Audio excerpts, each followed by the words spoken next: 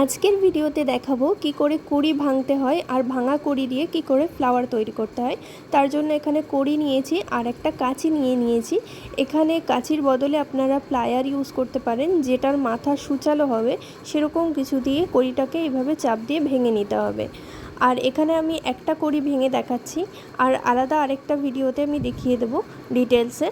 আর এখানে দেখুন আমি 5খানা কড়ি ভেঙে নিয়েছি। এবার এই 5টা কড়ি দিয়ে আমি ফ্লাওয়ার তৈরি করব। তার জন্য এখানে নিয়েছি আমি সুতো। এখানে আমার বেশি নেওয়া হয়ে গেছে সুতোগুলো। আপনারা 1 হাত মতো বা 1.5 হাত মতো সুতো নিয়ে নেবেন, তাতেই হয়ে যাবে। প্রথমে আমি একটা ভাঙা কড়ি নিয়ে নিচ্ছি আর সেটাকে এবার আমি এই সুতো দিয়ে বেঁধে দেব। সুতোর একটা প্রান্ত নিয়ে এভাবে একটা কড়ির মাথার দিকে বাঁধবেন, যে জায়গাটাতে দেখবেন একটু খাঁজ কাটা থাকে সেই জায়গাটাতে এভাবে বেঁধে নেবেন। তাহলে এই যে নটটা বাঁধা হচ্ছে এটা শক্ত হবে, এই গিঁটটা কখনো খুলে যাবে না। তো এই যে এক্সট্রা পার্টটুকু আছে এটাকে আমি কেটে ফেলবো। আর এখানে আপনারা অবশ্যই আঠা ইউজ করবেন, না হলে খুলে যাবে। এখানে দেখুন এবার আমি আরেকটা কড়ি নিয়ে নিচ্ছি, এটাও কিন্তু ভাঙা কড়ি ইউজ করছি আমি। আর এখানে যতগুলো কড়ি ইউজ হবে ফ্লাওয়ার তৈরির ক্ষেত্রে সবই কিন্তু ভাঙা কড়ি ইউজ হবে। এবার আমি সুতোর আরেকটা প্রান্ত এই কড়ির মধ্যে দিয়ে ঢুকিয়ে নিলাম। এরপর প্রথম যে কড়িটা আমি দড়ি দিয়ে বেঁধেছিলাম সেই কড়িটার পাশে একটুখানি ডিস্টেন্স রেখে আমি সুতোটাকে গিঁট দিয়ে নেব। কিন্তু এটাকে যখন টাইট করে বাঁধবো আমি, তখন কিন্তু এটাকে প্রথম কড়িটার থেকে বেশি ডিস্টেন্সে রাখবো না, একদম গায়ে গায়ে রাখবো, নয়তো খুব বেশি লুজ হয়ে গেলে ফ্লাওয়ারটা উল্টে যাবে। এখানে দেখতেই পাচ্ছেন যে আমি প্রথমে কিন্তু গিঁট দেওয়ার সময় লুজ রেখেছিলাম সুতোটা অনেকটা। এরপর যখন আমি গিঁটটা টাইট করছি তখন কিন্তু প্রথম যে কড়িটা আমি নিয়েছিলাম সেই কড়ির গায়ে নিয়ে একদম সুতোটাকে টাইট করে নিচ্ছি। আপনারা দেখলে এখানে বুঝতে পারবেন ঠিক কতটা লুজ রেখেছি আমি। হালকা একটু লুজ রাখতে হবে, কারণ সুতোটা পেঁচানোর সময় নয়তো টাইট হয়ে গেলে ফ্লাওয়ারটা ভালোভাবে তৈরি হবে না। এখানে দেখুন আমি জুম করে দেখিয়ে দিচ্ছি আপনাদেরকে যে আমি কতটা ঠিক টাইট রেখেছি। এখানে দেখলে আপনারা বুঝতে পারবেন একদম হালকা একটুখানি জায়গা রেখেছি, বাকিটা আমি টাইট করে বেঁধে দিয়েছি।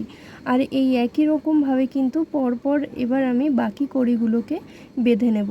এই ভিডিও ক্লিপগুলো আমি একটু স্পিডে দেখাচ্ছি, নয়তো ভিডিওটা অনেকটা বড় হয়ে যাবে। আমি এরকম একই পদ্ধতিতে একই রকমভাবে গিঁট দিয়ে নিচ্ছি সুতোগুলোকে পরপর করে।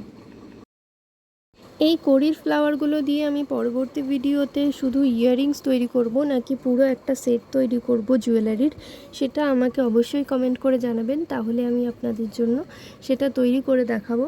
এবারে দেখুন আমি 5 নম্বর কড়িটাকে একই রকম পদ্ধতিতে এই সুতোটা দিয়ে বেঁধে নেব।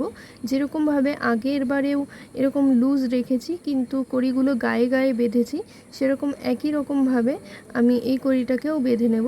সব কড়িগুলো যেন এরকম গায়ে গায়ে বাঁধা থাকে, কিন্তু একটু লুজ থাকবে।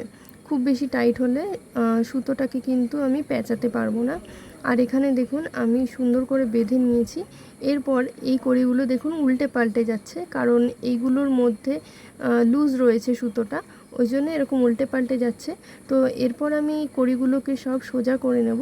সোজা করে নিয়ে এই সুতোটাকে এবার এই কড়িগুলোর মধ্যে দিয়ে পেঁচিয়ে নেব।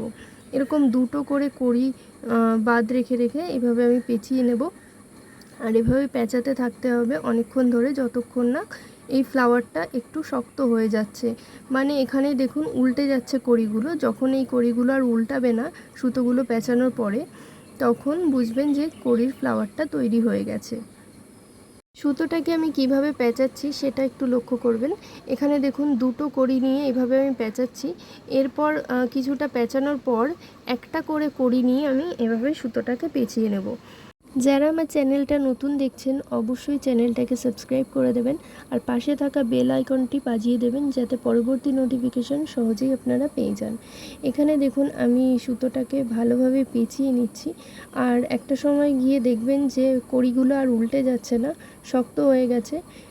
তখন কিন্তু বুঝতে পারবেন যে ফ্লাওয়ারটা রেডি হয়ে গেছে। লাস্টে এভাবে সুতোটাকে কেটে আঠা দিয়ে আটকে দেবেন। আর অবশ্যই কমেন্ট করে জানাবেন ভিডিওটা কেমন লাগলো। আর ভিডিওটা ভালো লাগলে অবশ্যই একটা লাইক করে দেবেন।